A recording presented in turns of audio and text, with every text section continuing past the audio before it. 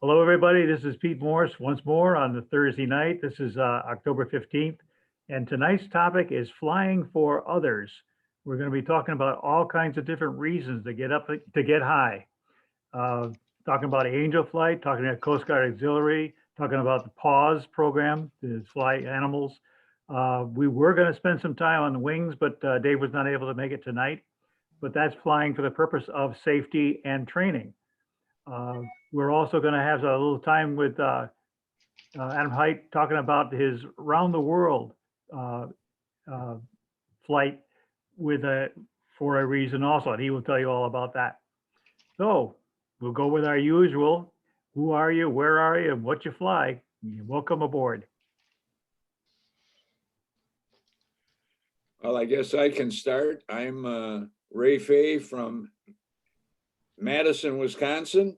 I fly a 260 Comanche and have for, just about 45 years, I think. Anyway, good to be here. Welcome, Ray. Thank you. Hi, my name's Ron Richmond. I have a Comanche 400 for 48 years, and I had a Comanche 180 for 6 years before that. And I'm delighted to still be flying, even though I'm 89 years old. Wow. Good for you. Good for you. That's wonderful. You're what we all shoot for. I just turned 80 this year, and I'm heading in your direction. Somebody says, well, 80, my goodness, what are you going to do? I said, well, I'm going to keep right on going. I got 10 of them, right? I got 81, 82, 83, and everybody's got 10 of them. Yeah. Yeah. Well, I've been doing my own maintenance ever since 1962 when I got my first airplane, a Cessna 175.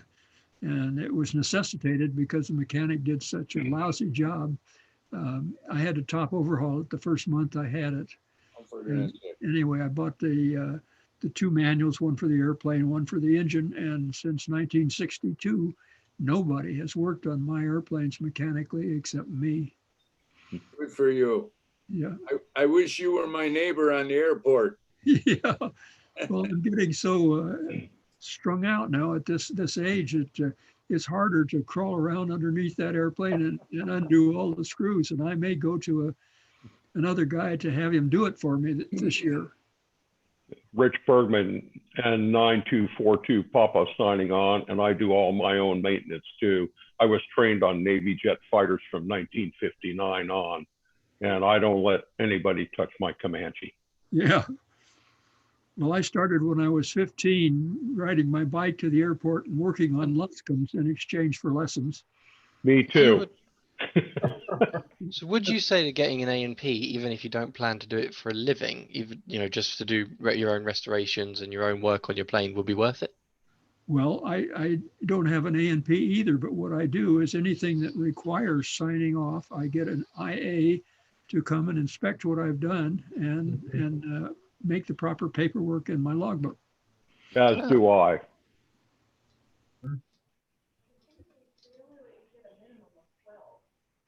Yeah, I'm Pete Morris. I've got a Comanche 250 1963 that's actually new to me, but thoroughly happy with it. I'm here in Connecticut, and I do angel flights with it. I travel to see family and friends. We got to fly in this coming weekend in Latrobe, Pennsylvania, that I'm the host for. So I get to fly to that, and yeah, it's great fun. I also do a lot of work on my own plane too. Alongside or just ahead of the mechanic. Yeah.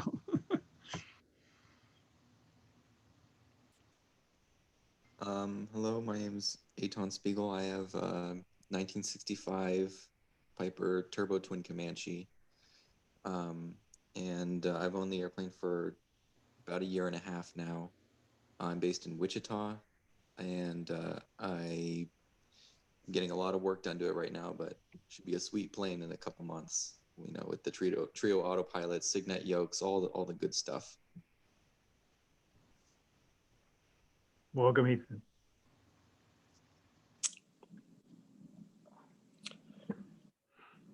Hey, hello, Ed Cullen from Texas, Comanche 250.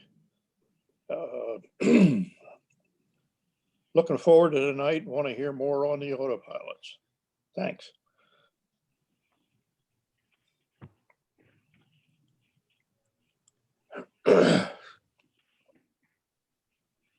Go ahead, key the mic, and who are you, where are you, what you fly?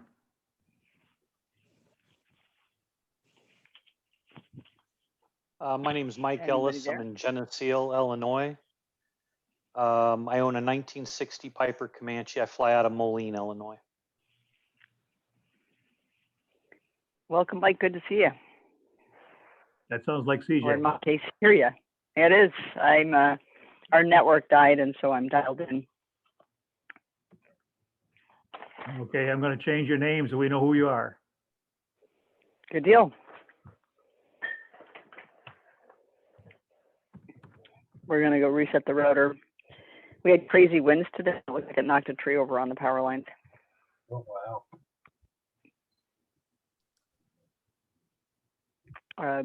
And Pete, I just sent you the stuff from Genesis, the stuff from Garmin, the stuff from the FAA V2 on the Genesis stuff. Yeah, like Christmas.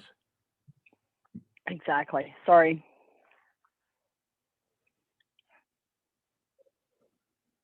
I think almost Technology's everybody great when it has works. almost everybody is checked in now. If you want to take over your usual shtick. I actually am going to ask you to continue doing the wonderful job you're doing. I'll Okay. toss a quick note onto Facebook because at the moment, nobody that didn't receive the constant contact and to fish it out of their promotions part of their mailbox knows this is happening. Huh. So everybody who's on, want to work. I was about to post the link up there just in case. Oh, good. That would be brilliant, Adam. Thank you. Do you want me to do it instead? Sure. Yep. I'll go throw one in the event section. You just put a personal note out there saying, here, come on in. It's about autopilots and how to do your BFR without cheap and fast. That's different.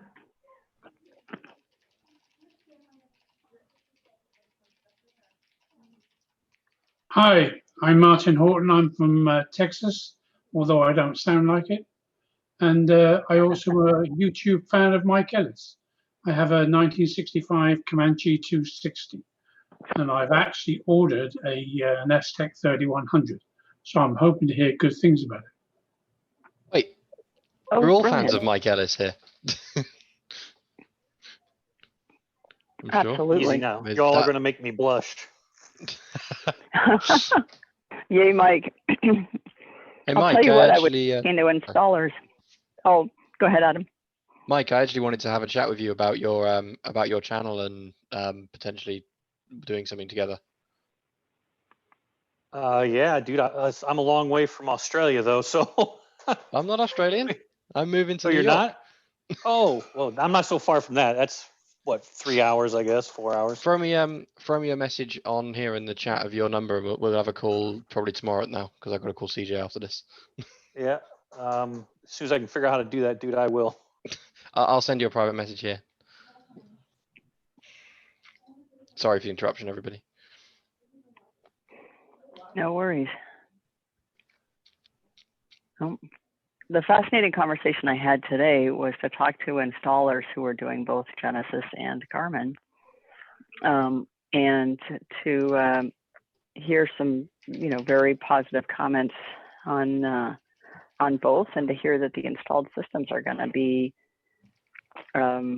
quite comparable in price if you don't add in the options for the Garmin auto trim and the GAD 29 interface so that you can navigate off your 650 or 430 or whatever you have. And once you add those in, the Garmin looks like it becomes more expensive to install than the Genesis system. And that was a surprise because the starting price is, $12,000 or $7,000 for the head unit. But once you add the other things in that are required, the total installed cost starts to look much more expensive Hey, for the Garmin, and they end up kind of neck and neck. CJ, I thought though on Hmm. the 3100, it requires some kind of special altimeter that we have to get. Did you take that into account? Yes. Unless, What happened there, and Doug Telliff just finished guiding me through this, is that there was a change to how the GI 275 is handling the baro data, and it's now passing it in such a way that if you've got the GAD 29 in there, you can get the baro info from the 275. So you don't end up How about having to the do the barometric. how about the Pardon? G5? How about the G5? The G5, I don't know. I would have to refer to the document that Mike sent me, and he had mentioned that this looked like it was happening, that there had been a change to how Garmin was handling the provision of that information, which it has, and which had initially been proprietary, so that it was publishing it so that other avionics could take advantage of the information. Does that make sense? And so that's causing integration of the G5 and G2, or the G275, GI 275s with, for example, the Aztec 3100 to be easier and to save owners doing that integration a lot of money. Right, and that altimeter is what threw me off, because apparently the signal coming out of the G5 and the 275 before was proprietary or scrambled in some way. But if they got it to work, That's right.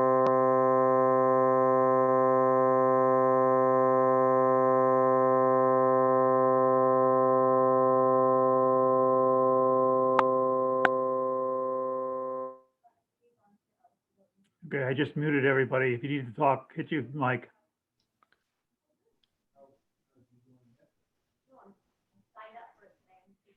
You're free to hit your mic if you want to talk. I muted people to get rid of the noise. all right, is that better? Yes. Okay, my headset's acting up. Whoever's talking there is talking double.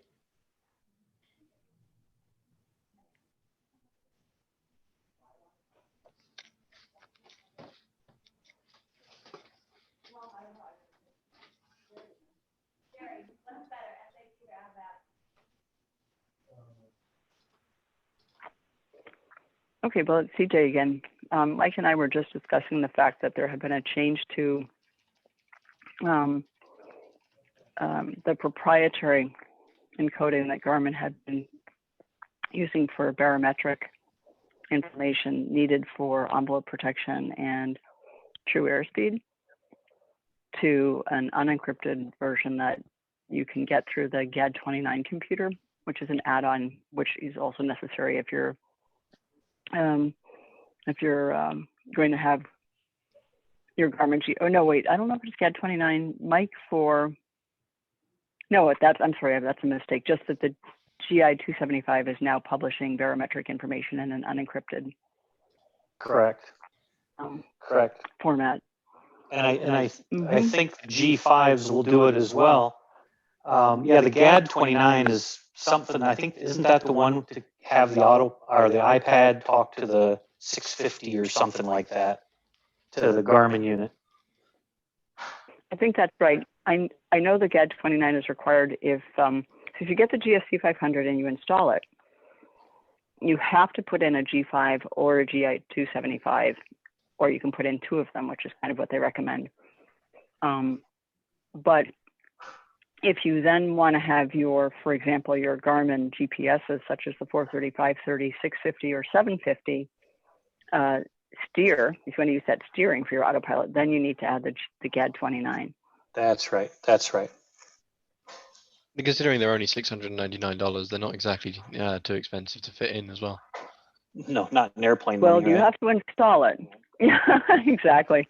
But if you're doing a full, airplane if you're unit. doing a full avionics upgrade, then they can't hurt to spend a little bit more and make sure you get that functionality, even if you're not going to use it straight away. It's nice, other than having to rip it all out and redo it as soon as you want the Autopilot to do that. Well, the big thing is to not get fooled by the price for the piece of equipment until you've looked at the price for the piece of equipment to actually be installed and talk to other things, and that is your true price. So That's there's very true. I'm going to go buy this cool piece of equipment for $2, and then somebody says, and that'll be, you know, 28,000 to get it working, and you're like, oh, okay, there's your real price, 28,000 and $2. Yeah, no, I do that often. I've been quoted, someone quoted me $4.5 grand for 2 CGR 30s, and I thought, wow, that's oh wait. Yep. This is why we will be having a panel on upgrading your panel. Hopefully And the we've done them. panel will be done before I do my panel. We're trying to do it we're trying to determine whether it will be best done as a free-for-all, because there's so much information that is just amongst us. We're probably going to stick to our usual format that we've done at previous Comanche towns and get people like Ron Kyle, who used to own an avionics shop and does just a ton of flying in his Comanche 250, and hopefully some people that are from, you know, major vendors that we all use, such as Garmin, Genesis, Avionics. What if we made a video? The big thing is, obviously, sorry, go ahead. No, go ahead. What if, well, 'cause obviously we're documenting everything in the Comanche around the world. So what if we made a video while we're doing my panel? We can video, and you can say, as you're doing something, we can have the expert from Garmin or expert from someone do a piece to camera saying, well, this is what we've got to do, and this is what you've got to remember, you know, all that kind of thing. So all the information is presented in a professional video, which someone can watch lying in bed or on the TV or something in the evening. Yep. You know, and then re-access and come back to when they realized 6 months down the line, I want to do a panel upgrade. Oh yeah, there's that great video on the Comanche. That appears to be what's happening to the Comanche Zooms. People are going in and reviewing, you know, the stuff that's come in from. That's why I want to edit some of the medical snippets examiners, down. Part 43. Yeah, that's why I want to edit some of that down so people can easily access it really quickly on YouTube.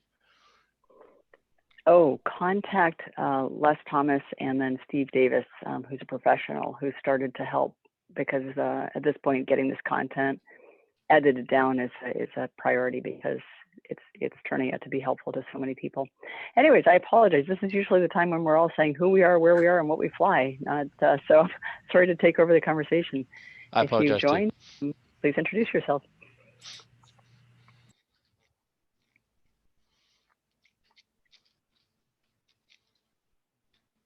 Oh, and I suppose since I'm just a disembodied voice, I should say this is CJ Stumpf. We're just recovering from a power outage, so I'm dialed in. And I fly a 260B and a 180 at the moment. I'm normally flying out of Vermont, and presently the 180 is parked in Florida, just finishing an avionics upgrade. And if you're here, please say who you are, where you are, and what you fly, and jump into any quiet spot just as you would when you're talking to air traffic or on the radio. Hey, Brad Hewlett here from Canada, the Prairies, Saskatchewan. Someone was just talking about 2 GRC 30s. I did that. CGR 30s, yeah. I just did that upgrade last winter. Fantastic, worth every penny. I have heard. I'm very excited to have them in. Awesome. Brad, if you type into the chat window, if you'd be willing to share your experience, we might tap you for the panel if you'd be willing. Sure. In the chat window is those 3 little dots, and if you click on the 3 little dots, you'll find them somewhere on your screen. They, unfortunately, Zoom put them in one place for the iPhone, one place for the iPad that's different, and a different place for PCs. So it's a little like avionics. Go find. But if you click on that, you can select chat, and then everybody up will pop this thing, and you can type into the bottom of it, and that's where everybody types their questions as we go along. All right, I will see if I can find it on here. And everybody, if you fool around on your screen, like click it or whatever, you should see somewhere in one corner or another, there's a picture of a microphone that's got an X or a cross through it. Just click on that to unmute yourself and chime in who you are, where you are, and what you fly. Well, I'm Mike Demeter with Genesis. I work out of my home office in Syracuse, New York. So, and I'm here to chime in a little bit about what we're doing with Autopilots. Mike, welcome, and thanks for being here tonight with us. We are definitely looking forward to hearing from you. We're pretty excited about what we're hearing from Doug. Yeah, it's going well, going well.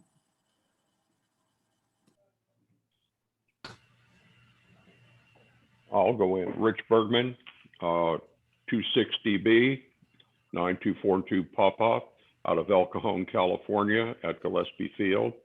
And a little earlier in the chat, I also did out of high school in 1957, and the plane that I took my original flying lessons was a Piper Tri-Pacer that looked like it had lost the war.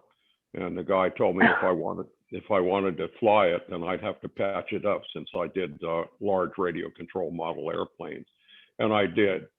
And I says, "Where are you going to get the linen?" And I said, and he says, "You're going to get it out of your mother's closet."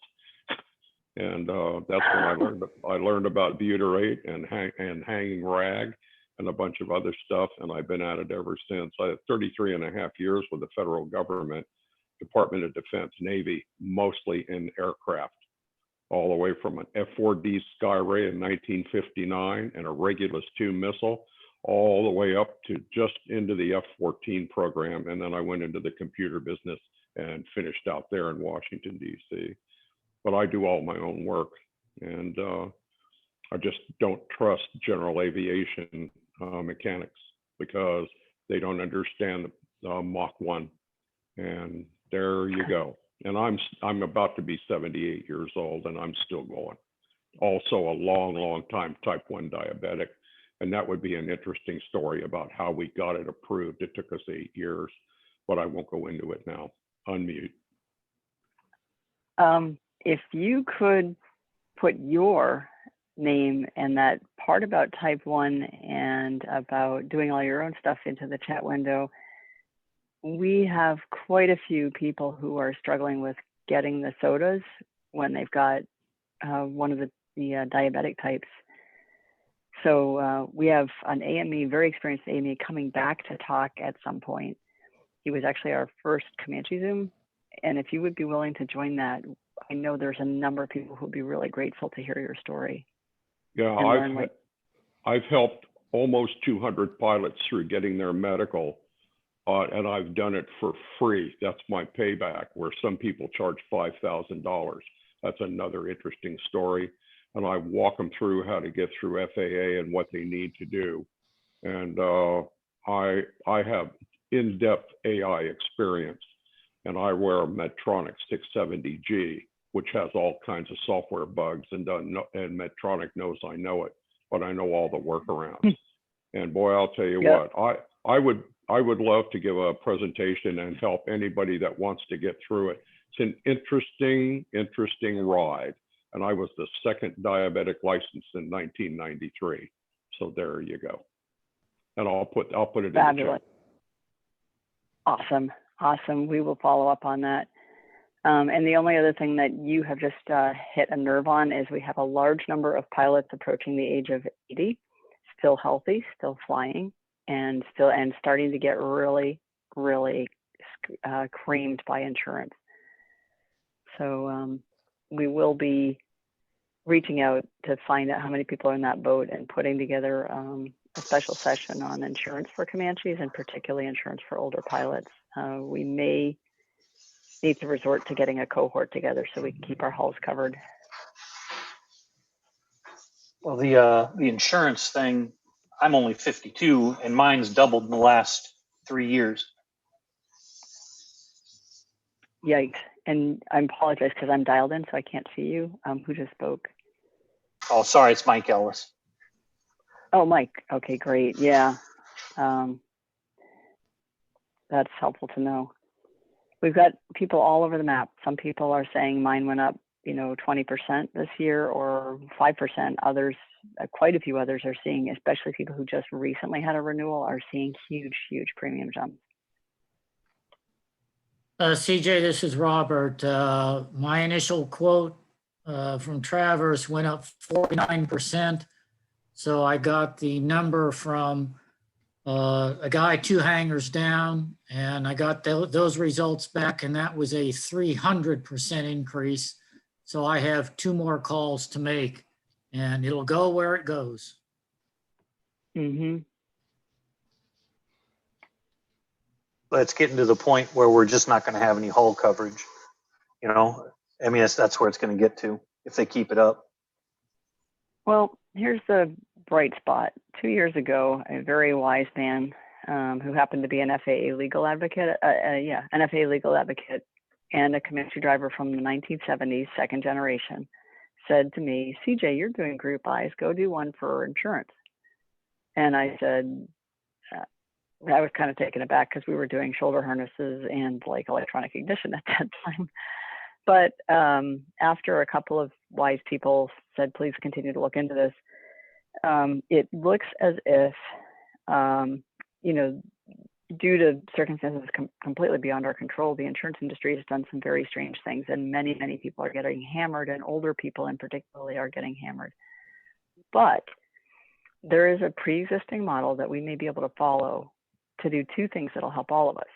One is to create a cohort that follows safety-oriented behavior and see if an insurance company will provide good rates to that cohort. A cohort just being a group of pilots who all agree to get, recurrent type training that's approved by the insurance company every 2 years, and then to do certain things that are likely to reduce claims, such as cover or hangar your aircraft, move it out of harm's way, and do things like take FAA safety courses online for wing credit, so you can demonstrate a safe attitude.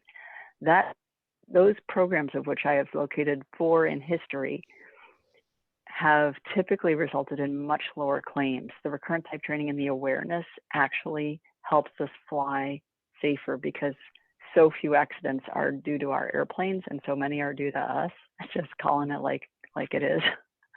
So 2 insurance companies have expressed interest. They said this year things are just so crazy that they don't think they can do anything this year, but if we can hang in there next year, that there's a real likelihood that they're going to look at it and see if they can do something for us. And the second possibility, if things stay as crazy as they are in the insurance industry, is if people are able to get liability, we may want to create an insurance pool that's cooperative, and everybody takes the money they would normally pay a regular insurance company for hull coverage, and instead pool that money, hire a regular normal claims adjuster group that just like, Assured Partners or a Vemco would use, so that if we do have a claim, somebody that's not us, that's experienced, takes a look at it and then pay something out. And at the end of the year, if we have a claim for a year, we just take what's in the pool, a big percentage of it, and just return it back to the owner group, which will be a huge incentive because nobody's going to want to be that guy that had a claim. So that's a sort of a sketch as to what seems to be emerging as the way to go forward. If you think that's a good idea, stick a note. If you're interested in participating, stick a note. The good news is we'll end up paying ourselves back for good behavior. Can I share something real quick? Sure. So first, a little confession. I myself had to file a claim this, a long time ago. It was back in December or something of last year. And the insurance company decided to send an adjuster, as they do. And then they decided to get their own quote for the work that needed to be done. And the quotes that they received were so ridiculous. I couldn't believe it. And of course it was unbelievable. I think it's incontrovertible how wrong the quotes they got were. So, they asked me, okay, well, do you want to take a total buyout, or do you want to buy back the salvage? And I said, I'll buy back the salvage, please and thank you. And so with the money they gave me, I not only did way more than what they were quoted. They were quoted for 2 IRANs and to redress the props. With $20,000 less money, I got brand new props and 2 engine overhauls. So there is also an element of the insurance company mishandling claims after the fact. And I think that's how they're screwing themselves over in a sense. If we can get, if we do this group buy, maybe we should go with an insurance company that, that can get stuff done correctly. And I would have been fine if they had just offered less money and not declared it a total loss. It's so, in a sense, I inadvertently screwed them over and they also screwed me over. It's just a miserable situation. I really don't think that anything like that should ever happen. That is a great story. I can tell you that I just helped another pilot through exactly the same thing. The insurance company offered to total his airplane. The quote for repairing the aircraft was actually less than half the insured value. But in that case, that was related to an act of God, and they would have gotten, because it was declared a disaster, I think they would have gotten full reimbursement for the government because it was a disaster area. So the problem we have a little bit is our hulls are sometimes worth more dead than alive to an insurance company. I've actually, in my search, I've spoken to almost every pilot I've spoken to, and that's the reason these planes are being left sat, is that a lot of the times they're getting screwed over by insurance companies and things, and they don't want to total them, so they then end up not having the money to actually do the work they need to do. And that's why we're thinking about creating the cooperative claim bucket where everybody can come in and say, I had a ding, I need some help. We look at it, it's gonna require that people really commit to following pretty regular procedures to come in and be part of the group. But the point is to make sure that you have enough money to repair your hull, or at least have a good start. It sounds great. That sounds great. Because my situation should never happen. That was ridiculous. Like that would never happen in the auto insurance industry. I feel very strongly that way. Mm-hmm. Earlier this year, AOPA was making noise about the insurance premiums. Has anybody heard anything? Has anything come of that? I don't know. I just saw the article. Anybody else?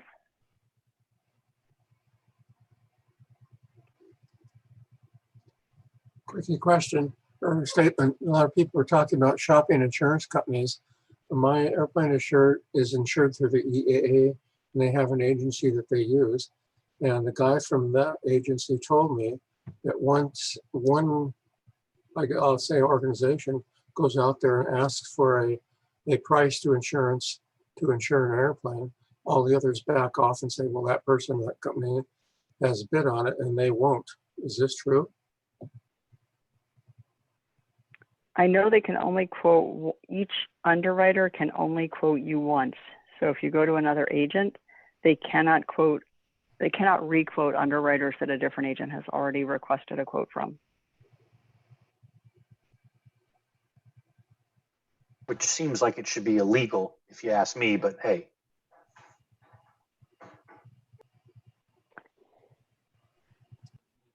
That seems like a bit strange they can only quote you once, considering like surely the whole point of business is competition.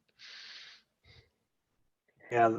Well, it still allows competition, but there's agents and there's underwriters, and it seems to just be the rules of the road they've all agreed to. This is Chris Algar here from Canada. It's the same in Canada. I went out for a quote, and then I went to someone else. I went through Copa and then went through someone else, and they came back and said, someone's already requested a quote, so we can't quote you. Mm-hmm. And Chris, when we talk about flying for a reason, is it all right if we call on you and have you describe a little bit about your sick kids and the other charities and how you put together around the world charitable flight? Yeah. Beautiful. All right.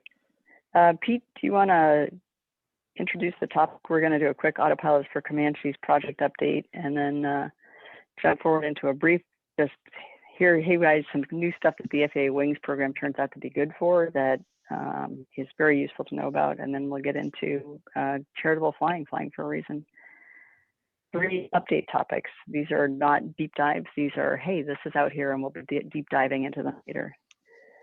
So, Pete, I'm going to hand it back over to you, and then I'll jump on for Autopilot. I think you went ahead and did the intro right there. We have the idea was flying for a reason, and that something other than a $100 hamburger. The topics that we came up with to talk about are angel flights, which I will cover, flying for the Coast Guard Auxiliary, which Bill Kniff will talk about, flying pause flights for animals, moving animals to and from places. There are other possibilities too. We were going to include David on talking about the Wings program, because that's actually flying for a reason too. The Wings program, the whole purpose is to fly for safety and to fly for education of pilots. So it is definitely flying for a reason. But that's the whole 9 yards. That's what we're talking about tonight. And if you want to, CJ, if you want to talk about the Autopilots briefly, that would be a great thing. Okay. So, and I apologize to everybody. We had some last minute glitches, and so we did not advertise this as well as we usually do. So we've got a smaller group tonight than usual. But this is, as always, recorded. And so if you people you think would have wanted this information, send them to meetings.northeastcomanche.org. And usually everything that's done here is up by the next day, thanks to our wonderful back office team of Pete Morse, Robert Klein, Bernie Stumpf, Les Thomas, and a few others who are starting to come in, including Stephen Davis, who's a professional video editor and is starting to make our quality go up. So with that, I can't see you. So if anybody's got so I'm just going to stop and ask if there's any questions repeatedly. And we do have with us probably, well, we've got Genesis here. So I'm going to do a quick overview and I'm going to ask Genesis to talk. We should be having Mark Sullivan and or Greg Peel here who can talk about the feature set of the Trio Pro Pilot. Obviously, Mike can talk to Genesis. And then with respect to Garmin, Genesis and Trio look like they're going to be coming out most like they're all going to be going in for certification this quarter, Q4 2020. And I just want everybody to take a moment and do a round of applause, because for Genesis and for Trio and for Garmin to step up and be certifying for our airplanes is a milestone. It's going to make us safer and it's going to make us more valuable. So I know you can't hear each other because we're all muted, but I'm actually clapping right now. You can hear me because this is a milestone. Thank you all for your support. You can do it on video. There you go. We all appreciate it.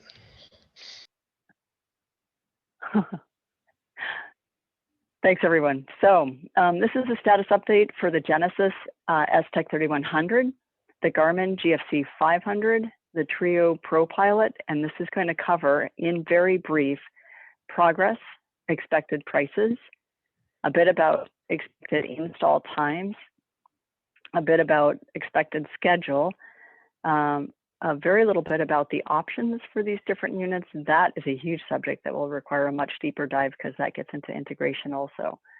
But in short, we have 3 autopilots that look like they are really coming. And those are those from the Genesis Aztec 3100. Genesis is probably the most experienced company in the world for GA autopilots. We are their, I believe, their 978th Autopilot STC project.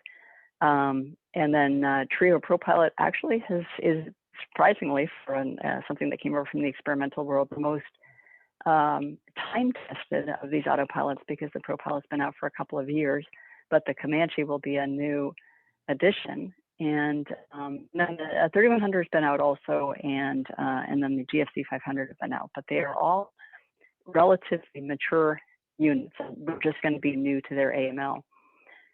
They're all 2-axis autopilots, meaning they'll control your roll, like, you know, as a wing loader would do, and your pitch, so up or down.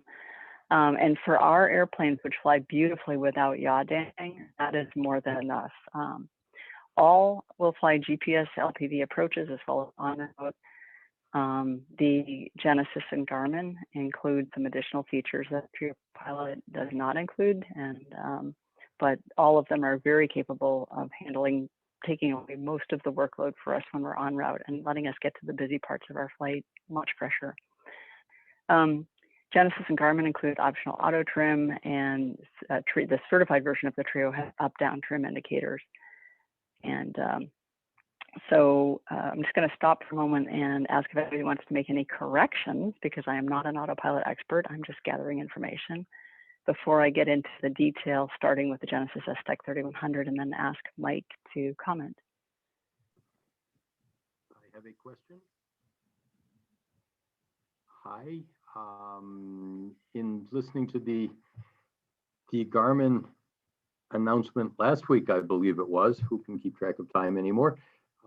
They seem to be saying, well, these are the ones we're working on, and the GFC 500 for the Comanche, we're thinking about maybe next year we'll be looking into it, which was not what we had heard a few weeks ago from the Garmin gentleman. And I have not had an opportunity to check into it further. But okay, so I got a couple of texts from Garmin's Wayne McGee today, and I'm gonna address your question right here, and then we'll touch briefly on it when we get to Garmin. Garmin said we are still plugging forward on the certification, the add to the addition of the AMS model list of the Comanche. They have obtained, their engineers have obtained, and for those of us with 180s and 250s, this is exciting news, a model with the Johnson bar flaps, which is the early 250s and 180s that were excluded from Garmin's original announcement of an initiative that lives near Salem, Oregon, where their engineering team lives. And so that came from Wayne McGee. So we do have a little bit of a conflict of information here, but we'll just keep bugging them. But what Wayne McGee said is, and I'm going to just read his text to me from earlier today.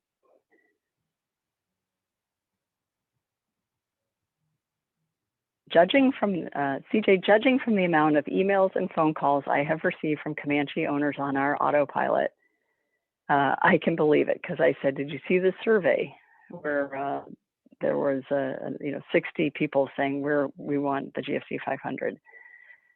He said, nothing new to report, still plodding away towards the STC. So keep the pressure on for those of you who have Garmin panels and want to go Garmin. It is working.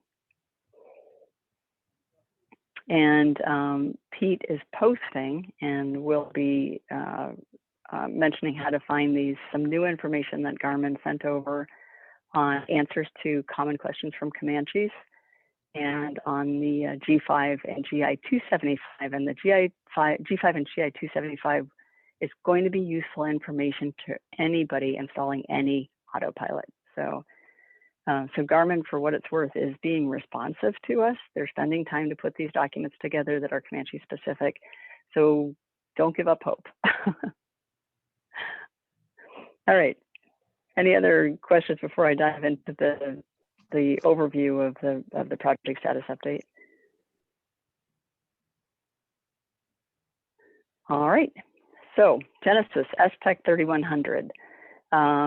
So what we're going to cover here also is what models are being addressed by each manufacturer. And they have made a commitment to do all PA24s, including the 400s. And they are the only Autopilot provider that's doing the 400s. So if you're a 400 driver, you should be very, very excited about the Aztec 3100. The test unit is installed in a 400 with two GI 275s, and it's flying. And the test pilot, Doug Teleff, texted me, and he said he loves the Comanche 400 and said we are going to have a very nice Autopilot. So not only is the 3100 installed in a Comanche, it is being test flown. He said he's not at liberty to say more yet, but so that is very exciting news. The price less install is a bit of an eye-opening $19,995 list price. However, I will say, because some of you are like, but wait, the Garmin and the Trio are pricing at more like 7,000 list, that the Genesis includes everything that you need in their kit. And in the Garmin case, you are going to have to install some additional equipment that brings that installed price up quite a bit more. So all very capable systems. Again, we're excited to have them all. The price, now Genesis has a fantastic offer if you already have either a single access Aztec like a 20 or 40, or a dual access Aztec like the 30s or 50s or 55Xs, which is that price. If you're just doing an upgrade, is going to be, instead of the approximately 20,000, it'll be 10 to 13,000 depending on your auto trim status and what you want to do about it. But the cool thing is, if you put your order in for the Genesis Aztec 3100 prior to the issue of the STC, and it's starting to sound like the time's getting short to put that order in if you want this, they will increase your warranty by an additional year on your head, but your servos will also get an additional year of warranty. And that includes if you are upgrading from an existing 20, 40, 50, 60, they'll put your servos back in warranty. They're going to go through your airplane and they'll either do service them or they'll put new ones in as part of the install and add that additional year of warranty if you put your order in before the STC issues. So that is pretty compelling. The Genesis install time estimate on our Comanche Zoom was estimated to be about 50 to 60 hours. That assumes your airplane, all these are going to assume your airplane is in rig at start, and that just means all your control cables are adjusted per the maintenance section of your manual. It's only 2 pages in your manual, and any A&P should be able to follow them. But we also hear that 95% of Comanches present out of rig, so at your next annual, or if you're planning to install your Autopilot at annual, which is a great time to do it because you got your airplane taken apart and your floor out, so you're saving all that time from the install. Just tell your A&P, hey, there's like 2 pages in the maintenance manual. Could you just please go and make sure that gets done first? And finally, the installers are reporting that have experience are estimating a little bit higher than that, but they're still estimating that the total cost installed is about $30,000. And they're saying that the install time is about the same upgrade as new, but if you're doing an upgrade, you're probably going to have a total install cost that's about $10,000 less. And finally, just to reiterate, the STC approval target is all PA-24s. And really good new news from Genesis, if 15 twins want to put in deposits, these are refundable, it will start the twin approval project with the Genesis Aztec 3100. So probability for Aztec 3100 AML submission to FAA in 2020 Q4 is very high. And I'm going to stop now. And before I go on to the status of the Trio ProPilot and the Garmin GFC 500, just stop and ask Mike to make any corrections to any errors I may have just made, and then add anything he cares to add.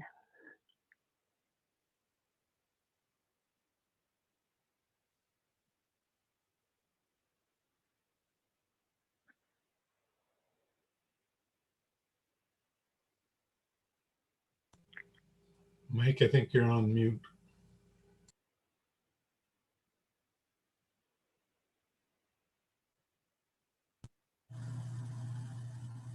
Is that better? That's better. I hope you can hear. You're loud and clear. Okay. You're loud and clear.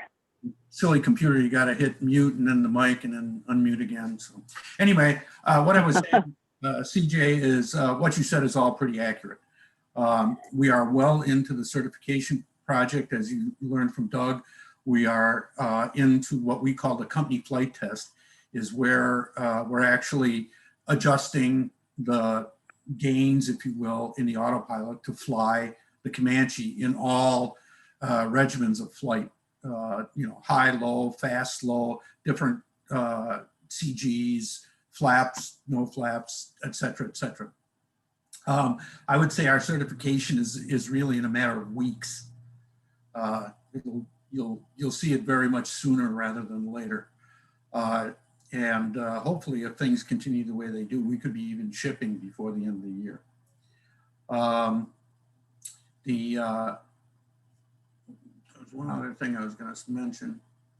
It does cover every PA-24, all models. We are doing the certification in the 400, but it covers every PA-24 that's flying. So there's no question about that.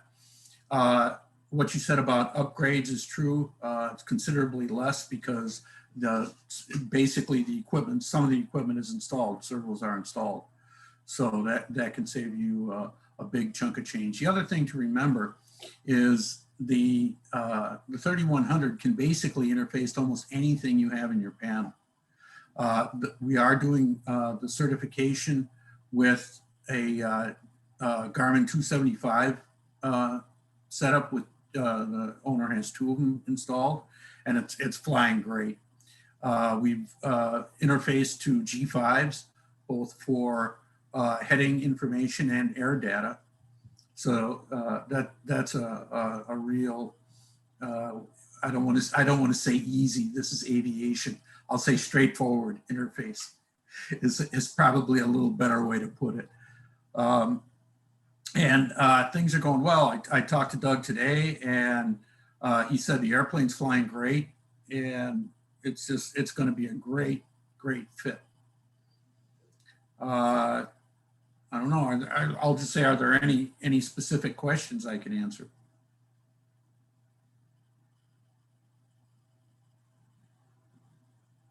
Yeah, this is Mike Ellis. Oh, hi, sorry. Mike. Go ahead. Hey, I got a quick question for you. Were you guys able to get the G5 and the 3100 to talk enough to present the flight director? No, and the reason for that is the Garmin does not accept any external data for their systems. So you cannot input anything to them. You can listen to what they're saying, but you can't put data into it. We would be able to do that if it was allowed on the G5 ADI side. Perfect, thank you. Mm-hmm. So this brings up something that is coming up regularly. Do we need to organize either as an owners group with other owners groups or through the FAA to see if we could ask for some standardization and some interaction, interoperability rather? Because when, like, we recognize competition and we recognize the need to compete aggressively, but we think that's starting to fight as pilots and owners a little bit with safety and optimal integration, to have somebody be so proprietary that we're missing functionality. Right. But there may be other reasons to be really proprietary, but we're wondering if we as owners might want to start to just say, hey, can we take a look at this, please, and see if it's really in the best interest of general aviation? That's a great point. I mean, our autopilots, let's talk about flight director.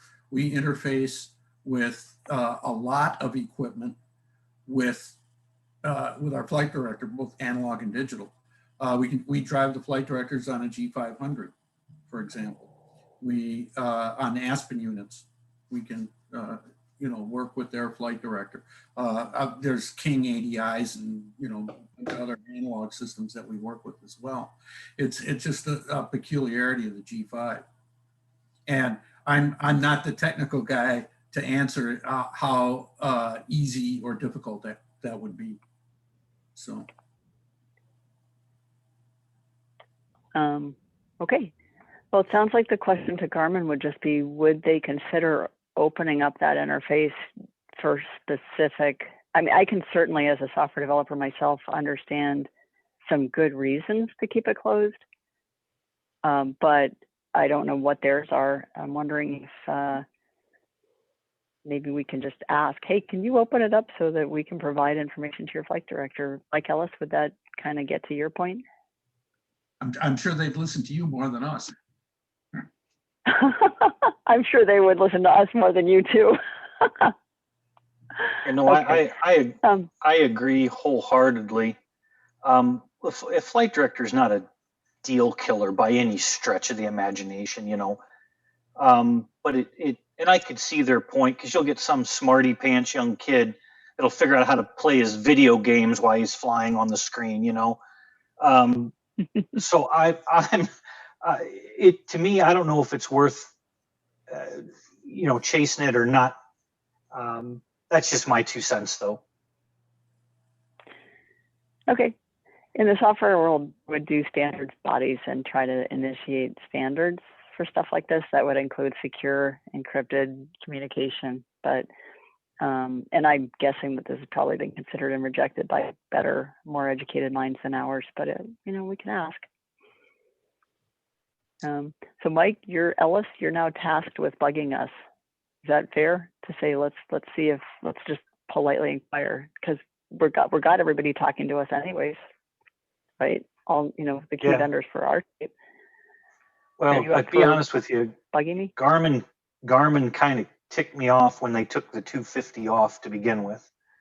I thought that was, I just said, okay, I'm done with you. I got my whole panel's Garmin. I don't know how many thousands of dollars I've spent on it. So it's just one of them things. I'll bug you, but like I said, I don't hold a great deal of hope that they'll do it.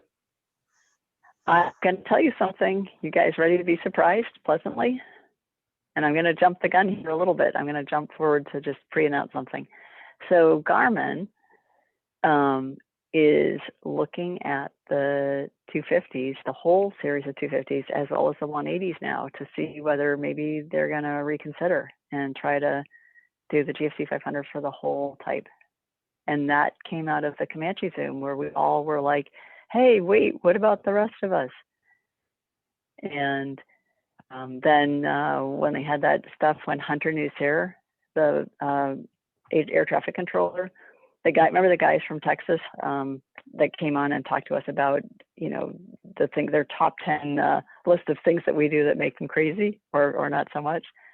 We had a Comanche Zoom where ATC came in, and they were both pilots, which is unusual for air traffic controllers. Anyways, Hunter was sitting here talking to us, and on the other channel, he was logged into the Garmin webinar saying, I got an older 250, you should consider me. And he organized a bunch of people to get in there and bug Garmin. So the good news is Garmin has got located an older Comanche and is looking at it to see whether they miscalculated.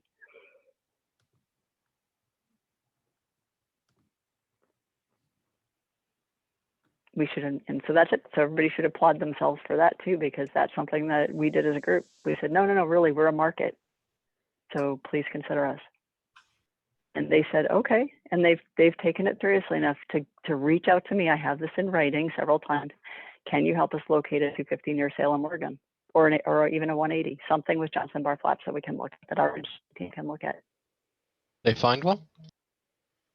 Yep, they did. I got the news back today. Nice one. Do you think that this could be the start of a change for us as Comanche enthusiasts as well? Obviously, we've had a little bit of a tough few years with insurances getting higher and things getting a little bit tough in the Comanche community. Do you think that starting with people like Garmin, Aztec, and Trio to actually start seeing the Comanche as a market, do you think it could be the start of a revival of the kind of things that was happening like in the early 2000s? We don't exist without each other. That we need them to make stuff for us, and they need us to buy the stuff they make and to be educated enough consumers that the sales go pretty smoothly. But if we do that, then we end up with quite an efficient marketplace. And that's a big driver behind these Zooms. The first thing is safety. The second is to connect us with the information, all of us, with the information we need.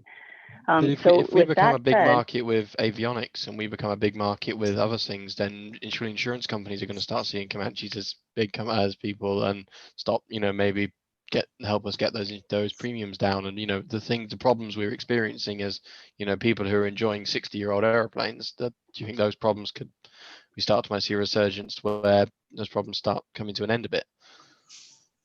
That would be wonderful. We are a little bit life limited in that they made 7,000 of us, and there's about 4,000 of us still flying. But yeah, I was about to say that we should get Piper to realize that Comanches are 20 times better than anything they make today, so they should go back to making Comanches. Thank you. Aiton, interesting topic. I spoke to Piper regarding the project, and they were really interested until I said Comanche, at which point they hung up on me. Yeah. They don't like Comanches. Yep. Piper is now owned by directly by the Sultan of Bahrain. It is the only non-Chinese owned manufacturer, although they are still becoming Chinese manufacturers. So I'm going to continue on, because what we have right now is 4,000 Comanches now, and they all want to know about Autopilot. So here we go. unless anything else. And Mike Demeter, I am going to come back to you because towards the end of this, we have a lot of desire to know about features.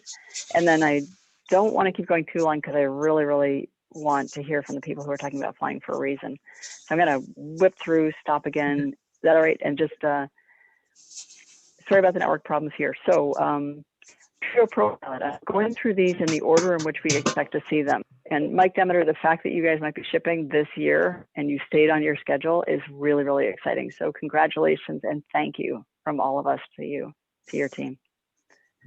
Well done. Well done, Genesis. So the STC Group, LLC, the Trio ProPilot is an autopilot that came over from experimental market it came an unusual path when the FAA created the North Sea program, which was the non-required safety stuff.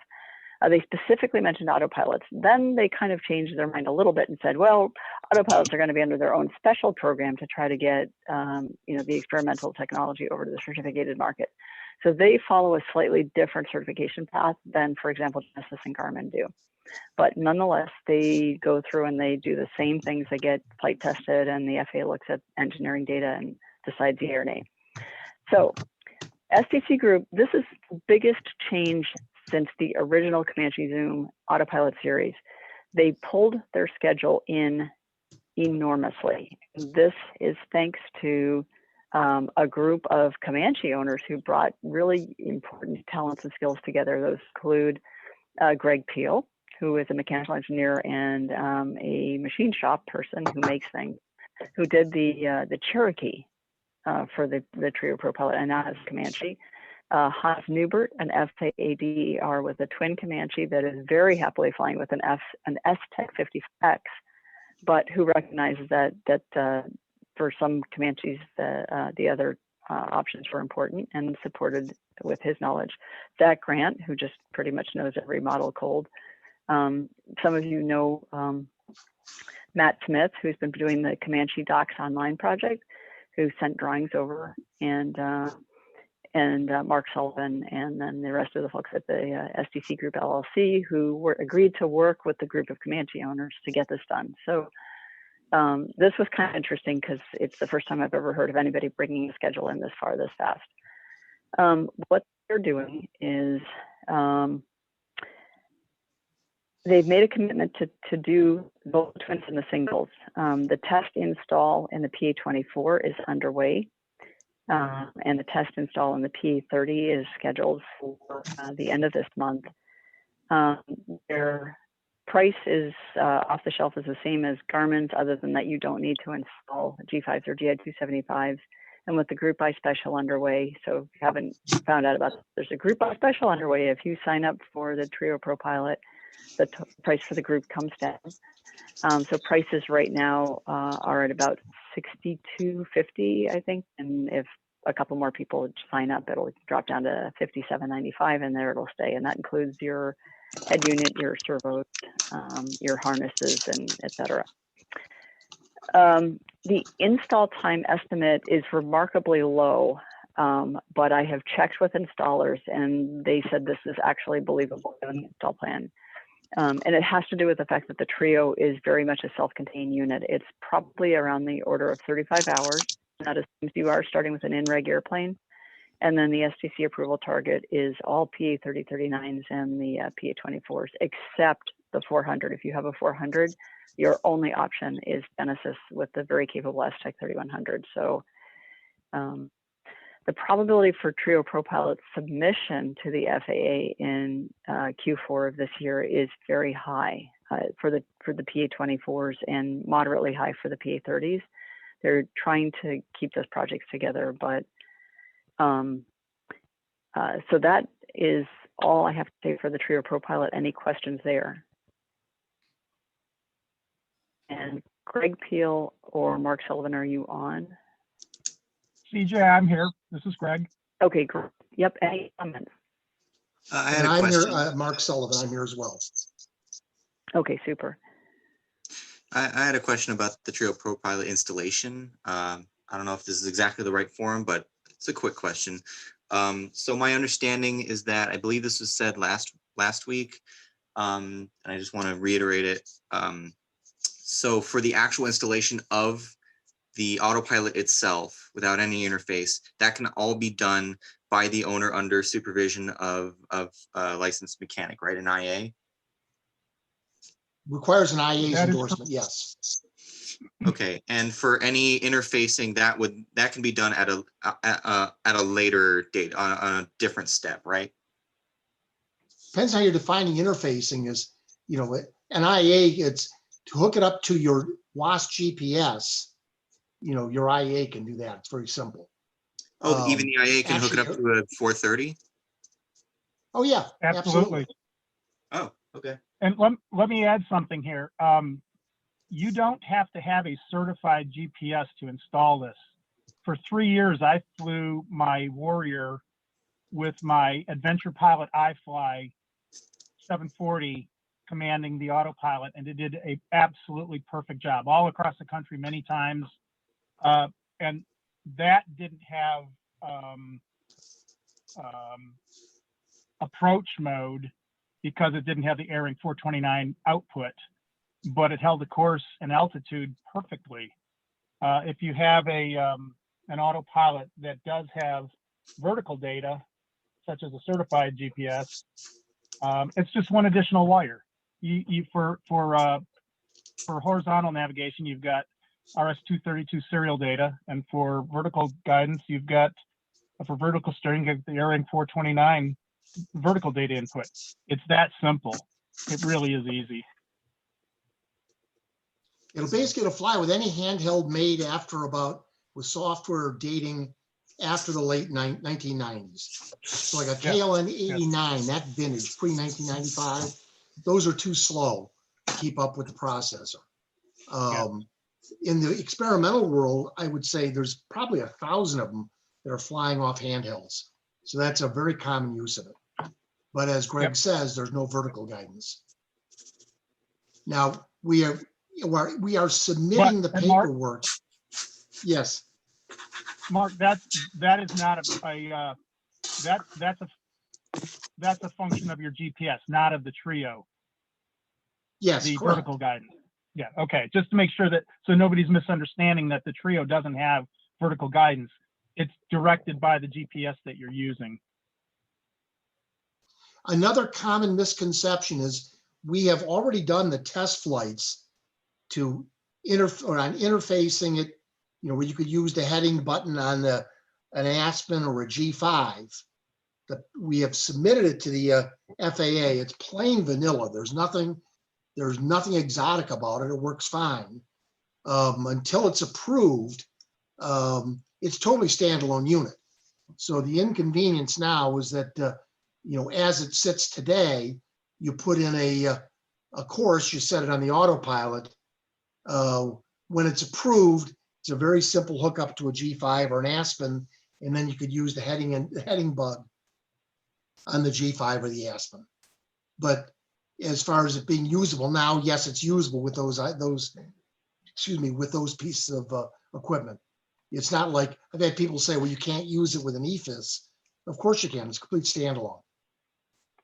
And we are expecting it should be an easy approval because there's really nothing exotic about it. We just it takes takes the same data and just repeats it without changing it. So it turns out we've got a communication from the FAA just yesterday on how they want us to document it. We were doing it the way we had done it in the past, and somebody wants to document it a different way.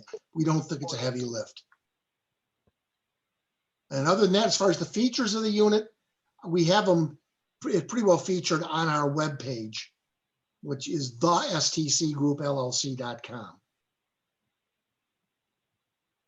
The install, Greg, you just did the install. Do you agree with the 35 or is it less hours than that, in your opinion? I think that's way high. Even a first-time installer wouldn't even take 35 hours.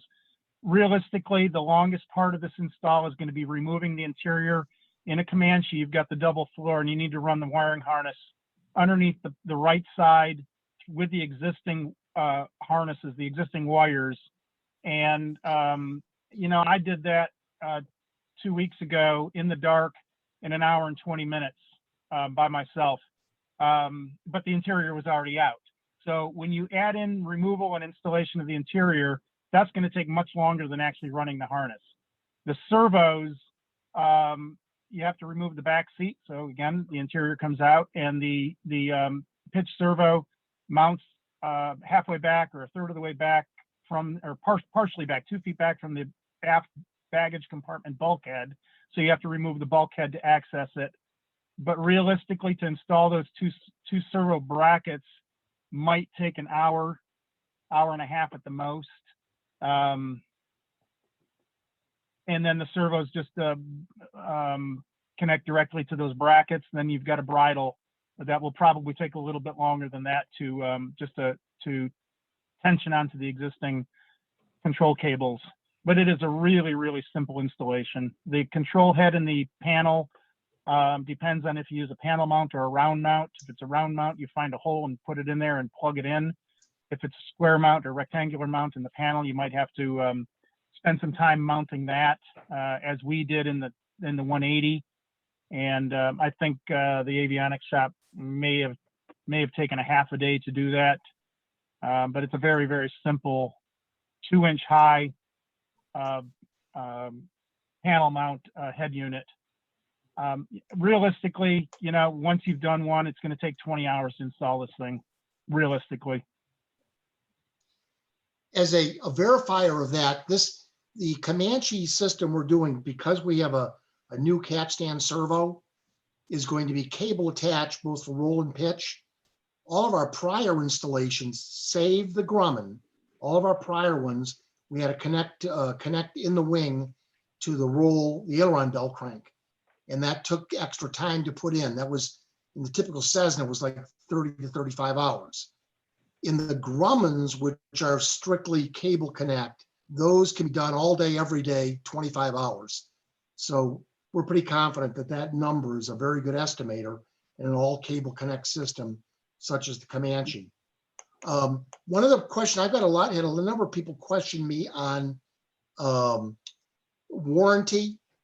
Trio, since they've been in business since 2003, has had, they have a 3-year warranty, but then they do repairs at a flat rate of $200.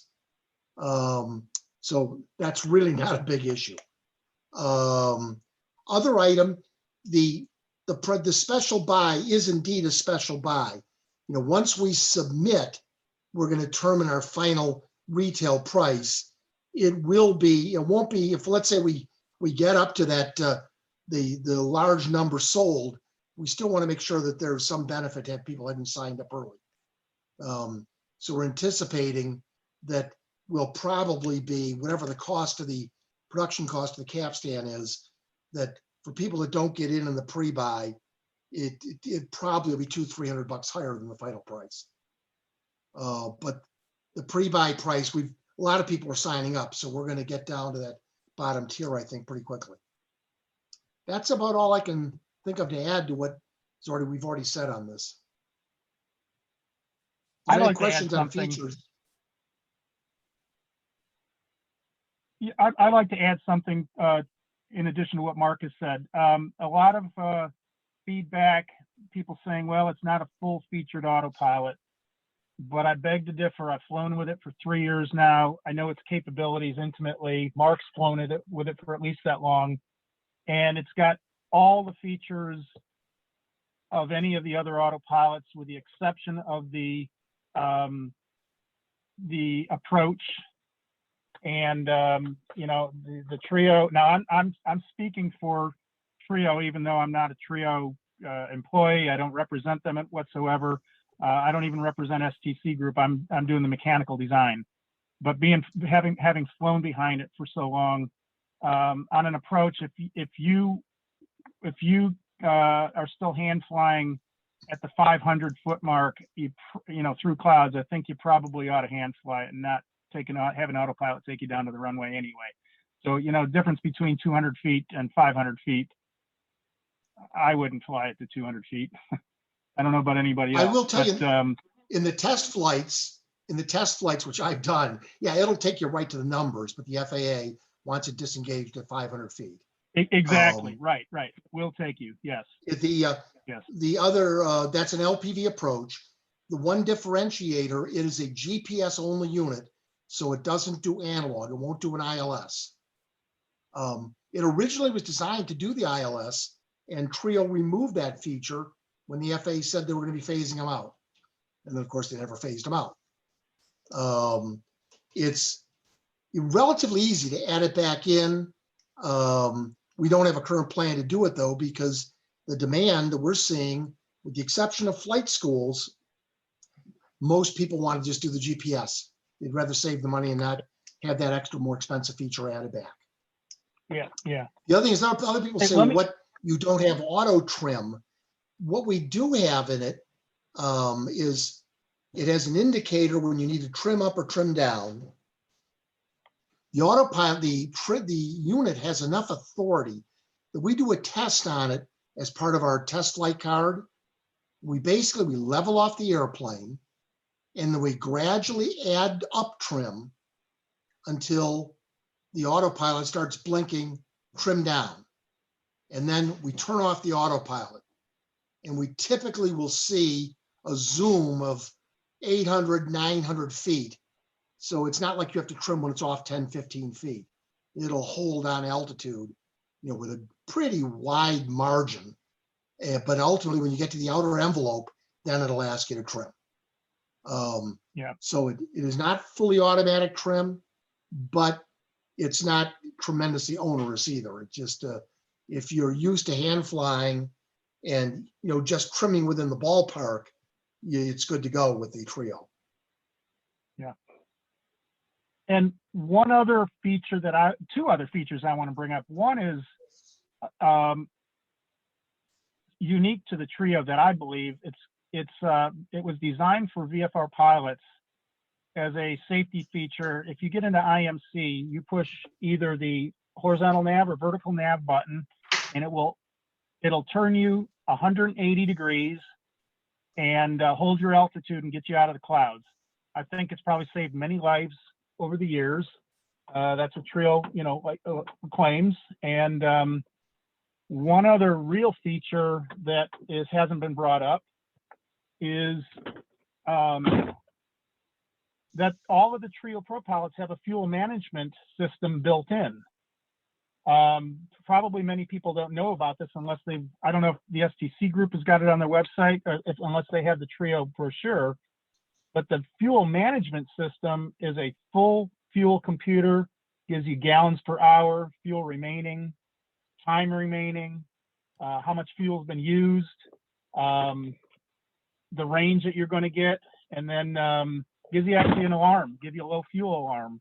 You'll have to enter in how much fuel, like any other fuel computer, but it's included in the Trio Pro Pilot. All you have to do is buy a fuel paddle wheel, the transducer that goes in line to your carburetor, your fuel injection system. And that's a really neat feature. You can trim your plane for best gallons per hour, and it's all included. Well, unfortunately, that feature is in the Trio, but it has not yet been certified. That's in the experimental one, but it's there. I mean, it's there. In the future, we're going to submit it and get it approved. Yeah, it is. Yeah, it is still in the same instrument, though. Correct. Yeah, talking with Chuck just the other day, says it's still part of it. Yes, it's all. I mean, it's there. The software is there. It works exactly the same way, but the FAA has not as yet approved it. Okay, thanks. Let's see. For the certified unit, but this, like I say, it's all there. Let's see. There was something else that I just slipped my mind that I wanted to mention here. Let me think for a second. On that emergency turn procedure. The other thing that does is if you're flying along and you get a ATC, enter a hold, it will do an absolutely perfect holding pattern. You hit the right turn, it turns and makes a 180 back, tracking your course, and you do 1 minute or whatever you want, hit the button again, and it'll take you right back. And if you look at your track, it's absolutely a perfect racetrack. Yes. I'm trying to think, there was something else that people have asked me about that I wanted to mention, having a senior moment here.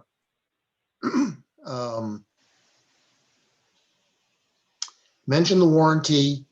You know, we expect we'll get this submitted to the FAA mid-December. And then it's the COVID, the COVID issue. How long will they take? Things that used to take 6 weeks are now taking 3 months. Our friends at the FAA said things are going to speed up, they think, but you know, I don't think they'll get much longer than 90 days, but there's no guarantee, we can't guarantee that.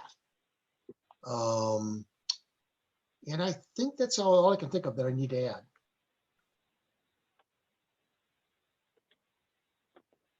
Well, thank you for that. Any questions about the ProPilot status? Or I did think of the one other thing I was going to add. You, CJ, you mentioned twins.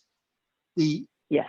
When the FAA did our prototype program, it was, you know, category 1, class 1, which people use the same term a different way. Aircraft under 6,000 pounds.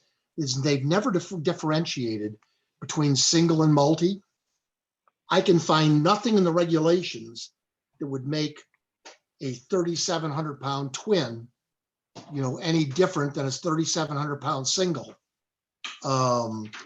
So we're asking for a, you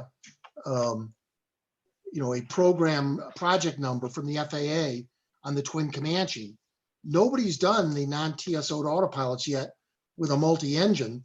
So if there is some unwritten rule, we don't know about it yet. But that's the one hesitation we have in the twin. That's why we're going to be submitting that probably as a separate project, so it doesn't hold up the PA-24, which PA-24 we consider pretty much a slam dunk. Mark Mark or Greg, question, and it is, after you get your STC going and released, will you have on your website a list of locations around the country of people that have have done the installation, so that I could go to somebody with experience rather than somebody without experience? You know, that's supposed to be up there now. We do have, there's about 10 installers around the country, people calling and we give them the names, who have done, you know, a number of ours, and we've gotten good feedback from. But that's a good point. We should have that on our webpage. I'll mention that to Jeff. And we constantly have different good shops. I mean, I can think of 5 off the top of my head that have had uniformly good feedback.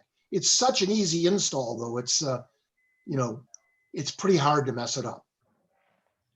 Mark or Greg, how many units have actually got a deposit put down as of today? I haven't totaled them up, but I think the last time I looked, it was 15 singles and 7 twins. And those all And I got a bunch of emails from people. Those all count towards the incentives for the lowering the price? The twins and the singles all count? Yeah, but we're doing those separately though, between the singles and the twins, because we have to meet a critical mass of at least 10 with the twins to bear the initial expense of submitting it. Assuming it's a universal install, that's mentioned in our agreement. Yeah, then they will count. But we won't know that it is in fact a universal install till we open up my beautiful twin Comanche and confirm that it's a universal install. If we have to make completely different parts, then we'll have to do them separately. I don't think we're going to have to. I think it's going to be universal. So when do we expect to know that it's a universal install? When Greg gets me the brackets, we're going to open up the twin Comanche and put them in. So and about Greg is saying a couple we'll of have weeks then. brackets and drawings by the end of the month. So we'll probably do the twin Comanche at the beginning of November. There you have it. Okay, so we'll Basically, know. Greg's done the heavy lift with the 180, and you know, then RIA and Hans have been missing each other on conferring to confirm that the same location will work with both. But assuming that the drawings all fit as we think they do, and we open up the twin and there's not some crazy rivet head or something that no one thought about that's going to change everything. And the best way to do that is to open it up. Mine's a pretty standard 1966. Open it up and fit the bracket in there. And then if it is with the drawings that Greg's doing, we then will put the finishing touches on them to get them manufactured to the standard that we need to get them approved by Trio, who holds under our license, the PMA. Yep. And I actually can comment on that a little bit. I've spoken Go with ahead, Zach CJ. Grant. Yeah, I happen to know that Matthew Smith pulled the drawing, who's got the Comanche docs online, pulled the drawings for both the singles and the twins, and we checked with Zach Grant, just kind of like, well, how does this work? Piper never stretched the fuselages, so there's a fairly high level of confidence right now that this will be a universal install. Can't speak for the STC group, but I'm just saying this has been checked by the best experts that we have in the Comanche universe. And at the moment, although we won't know for sure until this part says until you guys say it is, but there's a high level of confidence from Hans and Zach Grant that it's going to be a universal install. Yeah, for further details, just go to our webpage, and on our homepage, you will see under Piper, it's got PA28, PA32, and it has Piper Comanche project. You click the Piper Comanche project, and that'll take you to our, our developmental agreement. And then you'll find on the same page, we're on the homepage, you'll find the link to Trio that'll give you all the details on what, the specifics on the Autopilot itself. Quick question to everybody. My Comanche already has an Aztec 30/Genesis, which will go over compass headings and also has altitude hold. What do these other autopilots that we're talking about have that I don't already have? I don't, yours will do approaches, right? No. Oh, won't, this will couple your approach. You got to turn it off at 500 feet, but you'll be at the IAF. You're tracking along. If you've got programmed in a GPS course to your airport and you put in the LPV approach, it'll get to the, take you around through the procedure turn if you have one, whatever shows up in the magenta line, flies you around, gets the inbound, and when you're at the altitude for intercept of the glide slope, let's say the FAA publishes 3,300 feet or whatever. When you hit the glide slope, then it'll couple and take you down. No, I can't do what you're talking about, but I can have it track VORs. It'll track the compass heading when I put the bug on there, and altitude hold. If I'm VFR rated, do they have anything else that you're talking about that I actually need? Yeah, well, I don't know if you need it or not. The nice features, it has a programmable airspeed envelope where you can program minimal speed you want to let the autopilot take you to, and also maximum speed. You can program, rate to climb or speed to climb. The twin Comanche, my twin Comanche likes to climb at 112 miles an hour indicated. So you put in 112, and that's the speed it'll fly you at, for a climb when you set in the altitude. So basically, you put in your desired altitude, and also has protection. So if you accidentally turn it on while you're going down the runway, it won't turn on until you're off the ground and climbing. You're at several hundred feet, then it'll turn on, and it'll fly you at your set rate to climb or speed to climb to your set altitude where it'll hold. It'll say do the same thing with descent. I don't think your Autopilot has those features, so those would be additions to it. No. And then of course it's got that. A friend of mine has the 3100 that he just put in his twin. He may be on here, which it does all that stuff. You can set the rate of descent, rate of climb. They set it to climb to an altitude and stop, and I think it also will do speeds like you're talking about. Yeah. And I some do want to also ask, just I do want to ask Mike Demeter to comment, because I believe that the fact that the Aztec 30 isn't flying coupled approaches is not a limitation of the autopilot, but probably more a limitation of the integration of other devices. Mike Demeter, can you comment on that? It's You're still here? a little bit of both. The 30 is a tracking autopilot. With the right interfaces, it can fly GPSS approaches. It does not have the ability to fly a glide slope, either ILS or a GPS generated glide slope. But basically, with the right interface, anything you can program into your GPS, System 30 can fly. I think that's what he's done. It'll fly approaches and everything. Mark, Bill Allen, another question on the Trio. So when you get approval from the FAA, are these all standard parts, or when are you going to ship the kits? You get approval on tomorrow. When can you ship the kits? When we get approval, we've got to talk to our current PMA. Typically, it takes us about 45 days to get parts made. We have an alternate supplier, perhaps in Florida, that might be able to do that faster. I'm figuring from approval to delivery, I'm going to figure 6 weeks, maybe less. You know, if we're really confident that it's going to be that there's not going to be anything weird in the approval, you know, we'll go ahead, and if we get a lot of deposits, we'll go ahead and place an order for the parts that we need. But the parts aren't going to be that hard to make, so I'm not expecting a big lead time in getting them made. Very good, thank you. Greg has a machine shop. He knows time. Greg, as a manufacturing guy, how much lead time do you think it will be to make the brackets? If say we order 50 of them, 50 cents.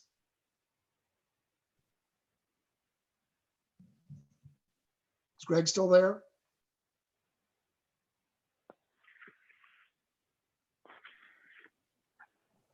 We might have lost Greg. Yeah. Okay, well, just to say something on that, the Aztec 30. I have an Aztec 30 with an Aspen, and it flies everything other than altitude. I mean, it does everything that I want it to do, other than it won't fly the altitude on an approach.